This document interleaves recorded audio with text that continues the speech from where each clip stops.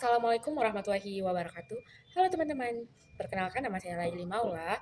Saya berasal dari unit 2, tepatnya angkatan 25, dengan NIM 250402054.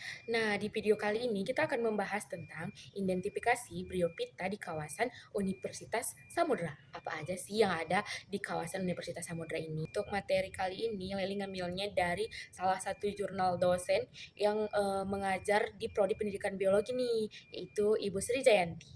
Mungkin nanti ada salah penyebutan atau salah kata, Lili mohon maaf. Kita di sini sama-sama belajar ya teman-teman. Nah, langsung saja ke pendahuluannya ya teman-teman. Bryophyta atau tumbuhan paku yang merupakan kelompok tumbuhan yang berpembuluh yang memiliki akar, batang, dan daun sejati, tetapi tidak menghasilkan bunga maupun biji. Tumbuhan ini berkembang biak menggunakan spora. Dan pada umumnya tumbuhan ini hidup di tempat yang lembab, teduh, serta memiliki ketersediaan air yang cukup. Nah, tumbuhan paku memiliki peranan penting dalam ekosistem, seperti menjaga kelembapan lingkungan, mencegah erosi tanah, serta menjadi habitat bagi organisme kecil.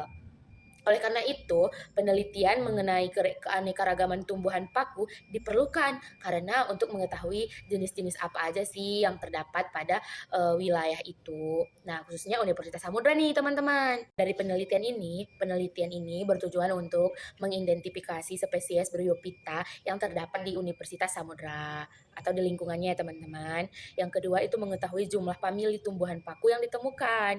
Dan yang ketiga, menambah informasi mengenai keanekaragaman hayati yang ada di lingkungan kampus Universitas Samudra. Nah, kemudian metode penelitiannya, penelitian yang dilakukan di kawasan Universitas Samudra ini, tepatnya di Kota Langsa, Aceh, metode yang digunakan adalah metode survei eksploratif dengan cara satu, melakukan pengamatan langsung ke lapangan nih teman-teman. Yang kedua, mengambil dokumentasi tumbuhan yang ditemukan.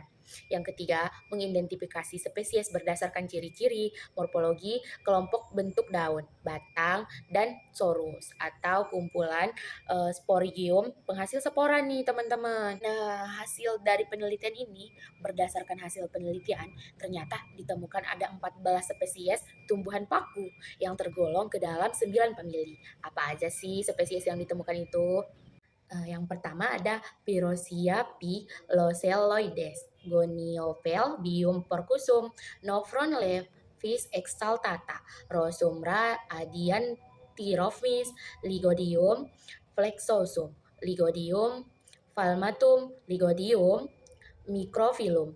Kemudian Selnoclium navalustris, Dicarnopteris linestris, Cristella entata, Tris pitata agrosticum daneiifolium.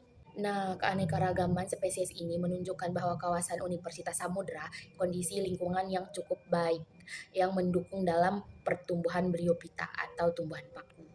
Nah, kemudian spesies yang dominan, spesies yang paling banyak ditemukan adalah Lygodium plecosum. Alasannya spesies ini mendominasi karena memiliki kemampuan adaptasi yang tinggi terhadap lingkungan.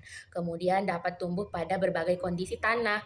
Yang ketiga, mudah berkembang biak melalui spora. Yang keempat, memanfaatkan cahaya dan kelembapan lingkungan dengan baik. Nah, adapun karakteristik Bryophyta atau ciri-ciri umum tumbuhan paku itu memiliki akar, batang, dan daun sejati, berkembang biak dengan spora, tidak memiliki bunga dan biji, mengalami pergiliran keturunan atau metagenesis, kemudian umumnya hidup di lingkungan yang lembab atau teduh, kemudian memiliki sorus pada bagian bawah daun sebagai tempat pembentukan spora. Nah, manfaat dari Bryophyta atau tumbuhan paku memiliki banyak manfaat, antara lain sebagai tanaman hias, misalnya suplir dan paku sarang burung. Kemudian membantu menjaga kelembapan tanah, mengurangi resiko erosi, menjadi tempat hidup bagi organisme kecil, digunakan sebagai bahan obat tradisional pada beberapa jenisnya. Kemudian berperan dalam menjaga keseimbangan ekosistem. Karena sebagaimana kita tahu bahwa Bryophyta ini juga bisa dimakan oleh manusia. Tumbuhan paku atau pakis sering dikonsumsi oleh manusia.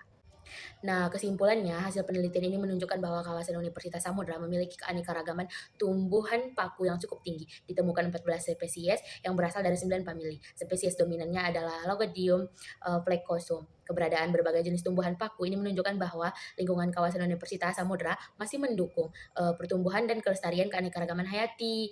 Nah, melalui penelitian ini kita dapat mengetahui bahwa tumbuhan paku memiliki keanekaragaman yang tinggi yang berperan penting dalam menjaga keseimbangan lingkungan. Oleh karena itu, supaya pelestarian lingkungan perlu terus kita agar keberadaan tumbuhan paku tetap terjaga dan dapat dimanfaatkan untuk pendidikan maupun penelitian di masa depan. Nah, itu dia tadi presentasi singkat dari saya. Saya mengakui banyak salahnya, banyak kurangnya dari pengucapan saya. Saya memohon maaf kepada teman-teman sekalian karena kita sama-sama belajar. Saya akhiri, assalamualaikum warahmatullahi wabarakatuh. Bye bye teman-teman.